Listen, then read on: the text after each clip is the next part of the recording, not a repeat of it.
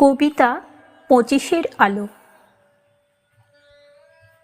হে কবি, তোমার জন্মের পূর্ণ লগ্নে আকাশ হয়েছিল গান। তুমিই শিখিয়েছিলে মাটির বুকে খুঁজে নিতে অমূর্ত প্রাণ। ২৫-এর এই স্নিগ্ধ ভোরে ভোরে প্রথম আলো হৃদয় জুড়ে গেয়ে ওঠে বাঁশিবাড়ি সবারে ভালো। কলম তোমার তুলি হয়ে আঁকে জীবনের সহস্র রং,